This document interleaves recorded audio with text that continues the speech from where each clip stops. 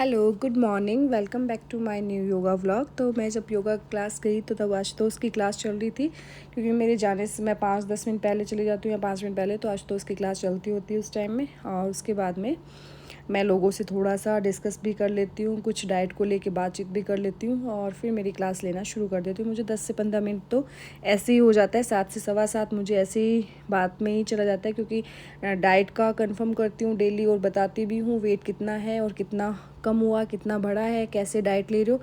तो मैं मोस्टली लगभग डेली ही कंफर्म करती हूँ। कभी कभार कोई भूल से रह जाए तो अलग मैटर है, लेकिन मैं रोज़ बात करती हूँ। मेरी तरफ से मैं पूरा यही कोशिश करती हूँ कि मैं सबसे कंफर्म करूँ और सबसे बातचीत करूँ, मेरा जितना होता है।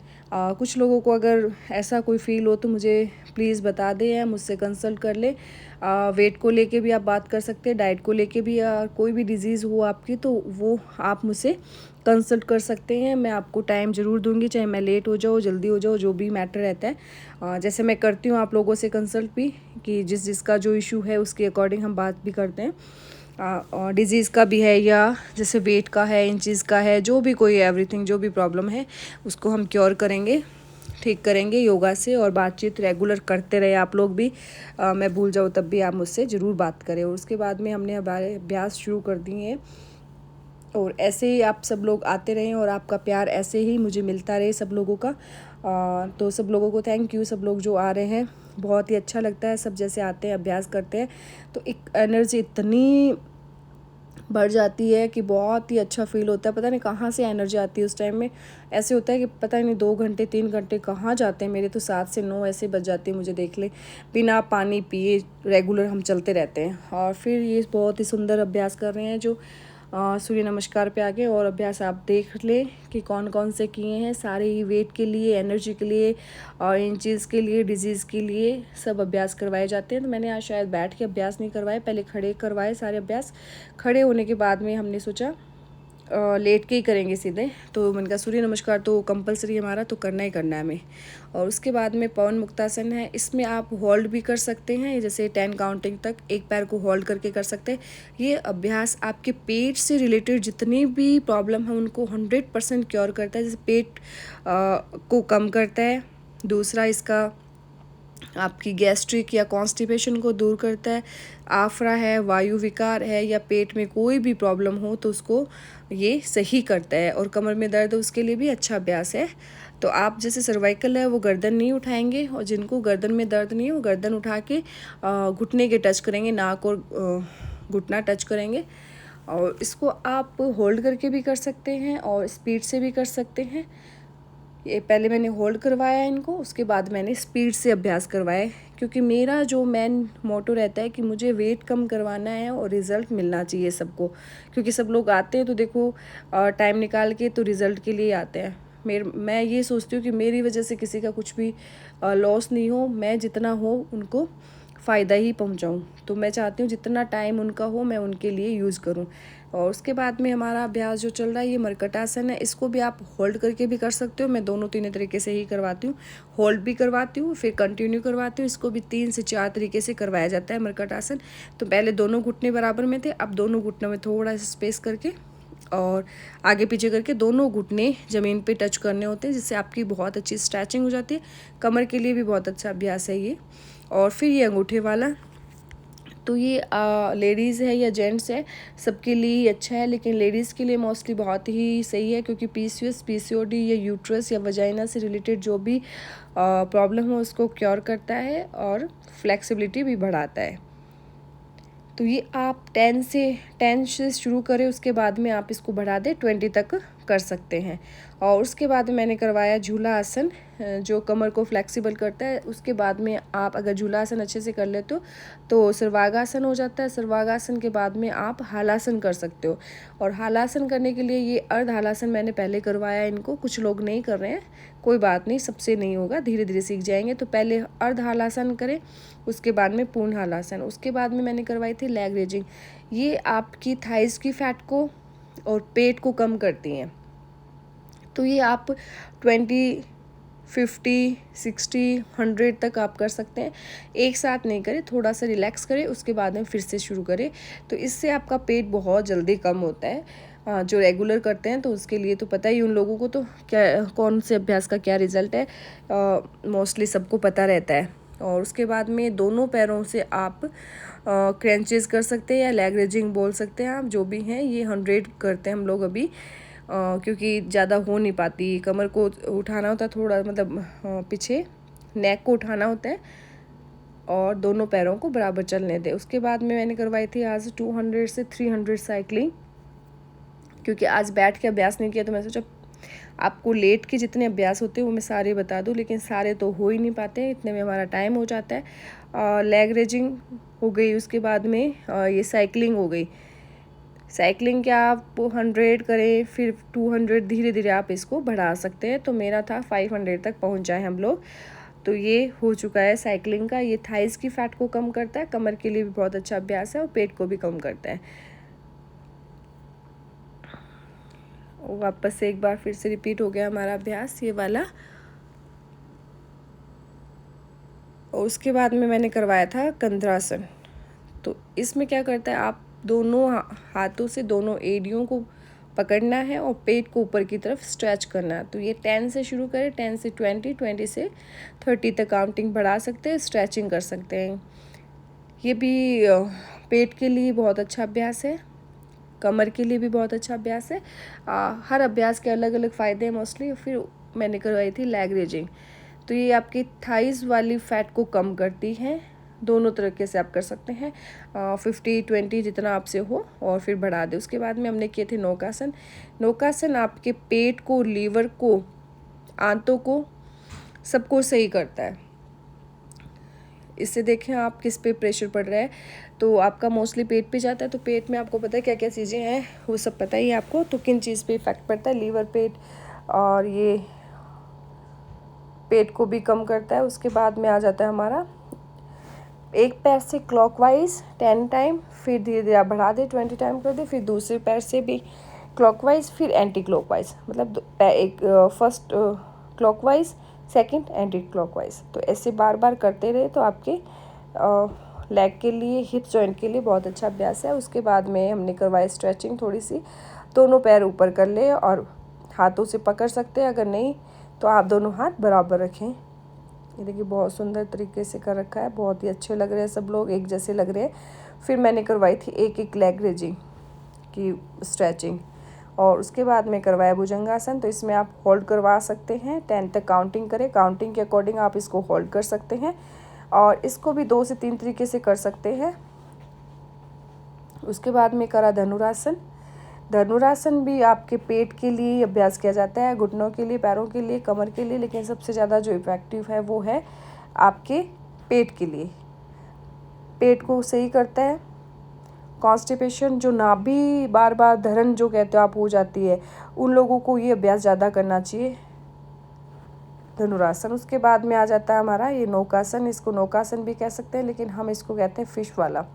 तो इससे क्या है, चेस्ट कम होती है आपके और पेट कम होता है, और इसमें मोस्टली पेट से रिलेटेड ज़्यादा आ जाते हैं। उसके बाद में ये वाला अभ्यास करवाया, जिससे पेट होता सब अभ्यास मोस्टली जाता कहाँ, मेरा पेट वाला ही जाता है, क्योंकि सबका पेट बढ़ा हुआ है। नहीं, मैंने खड़े होके जो करवाए वो अपर बॉडी की हो गई। उसके बाद में लेट के करवाए थे। उसके बाद में थोड़े से 1-2 अभ्यास में का अभी टाइम है तो ये वाले भी कर लेते हैं। तो ये स्ट्रेचिंग वाले अभ्यास करवाए थे, क्योंकि आज दूसरे तो करवाए नहीं थे, स्ट्रेचिंग वाले अभ्यास करवाए थे।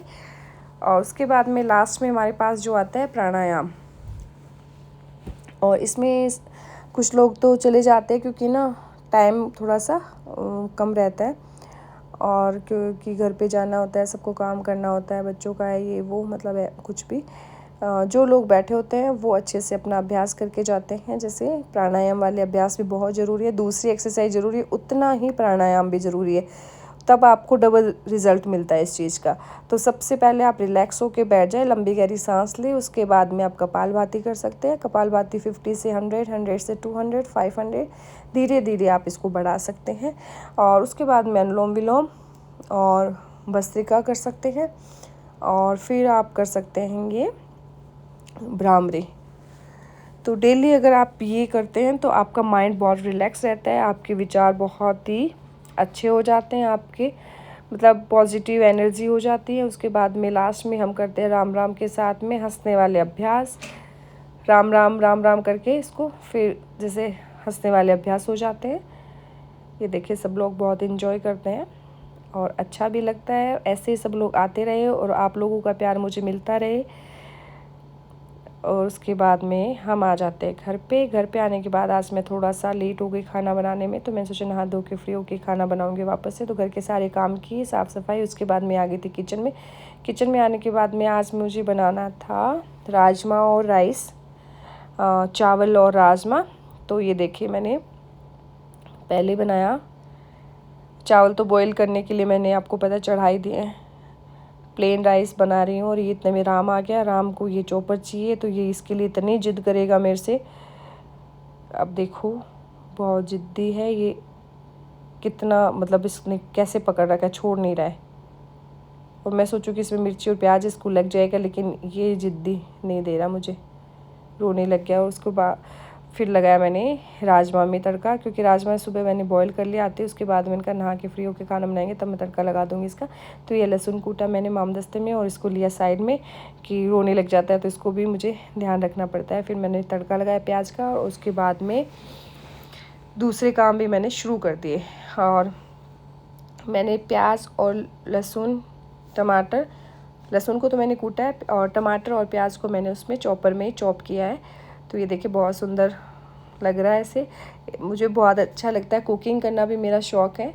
मुझे मतलब कुकिंग करनी बहुत अच्छी लगती है। मोस्टली जब भी मैं कुछ बनाती हूँ तो अच्छा बन जाता है। पता नहीं कैसे बन जाता है, लेकिन अच्छा बन जाता है। वही बात है कि आप दिल से कुछ भी बनाओगे तो बहुत अच्छा खाना बनता है, और चाहे आप कुछ भी नहीं डालो तब भी अच्छा बनता है। फिर मेरे पास में थोड़े से स्वीट कॉर्न भी रखे थे, मैंने सोचा थोड़ी सी चाट बना लेती हूँ मैं।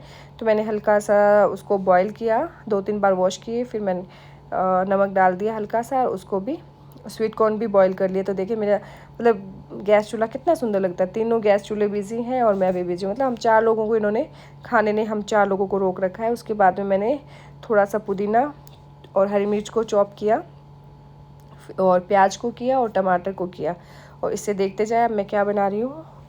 तो आप लोग भी घर पे ट्राई कर सकते हैं और बना सकते हैं। थोड़ा सा टाइम निकालोगे तो खाना बहुत ही डिलीशियस और बहुत स्वादिष्ट बन जाता है। थोड़ी सी मेहनत तो ज़रूर लगती है आपकी। ये मेरे भगवान जी का भोग जा रहा है, क्योंकि हमारे डेली भगवान का भोग लगता है सुबह और शाम, चाहे चावल बनाए रोटी बनाए। सब्जी तो नहीं लगाती हूँ मैं, क्योंकि बिना लहसुन प्याज की हो तो मैं लगा देती हूँ। उसके बाद में मैं लगा रही उधर तड़का, जो मैं स्वीट कॉर्न बना रही थी उसमें। और मैंने घी में तड़का लगाया, थोड़ा सा जीरा डाल दिया उसमें, और ये स्वीट कॉर्न भी डाल दिए। तो आप लोग भी ट्राई कर सकते हो। मैं कई बार बताती हूँ कि आप ये चाट बना के खा सकते हो वेट रिड्यूस करने के लिए। तो ये काली मिर्च डाली, थोड़ा सा मैं नमक डाल रही हूँ इसमें, और मैंने लाल मिर्च नहीं डाली। इसमें काली मिर्च और हरी मिर्च का यूज़ किया है। और इसमें चीज़ थी मेरे पास में, तो मैंने चीज़ डाली, हल्की सी स्टीम करा इसको। और इसमें ये सब जो मैंने चॉप किया था, प्याज, पुदीना, टमाटर और हरी मिर्च, वो मैंने इसमें मिक्स कर दिए। तो इतनी सुंदर डिश तैयार हुई, इतना अच्छा खाना तैयार हुआ है। ये देखें, ये राजमा है, ये चावल है, और ये स्वीट कॉर्न की सैलेड है। तो आप लोग भी ऐसा खाना बना सकते हो और इन्जॉय कर सकते हो। और बताना कि मैं जो खाना बनाती हूँ आपको कैसा लगता है। और मुझे तो बहुत अच्छा लगता है मेरा बनाया। उसके बाद में दोपहर को थोड़ा रेस्ट करते हैं, फिर पहुँच जाते हैं वापस से योगा क्लासेस, शाम का बैच। और आज के शाम के बैच में बहुत कम लोग आए थे, क्योंकि गर्मी बढ़ गई है इसलिए।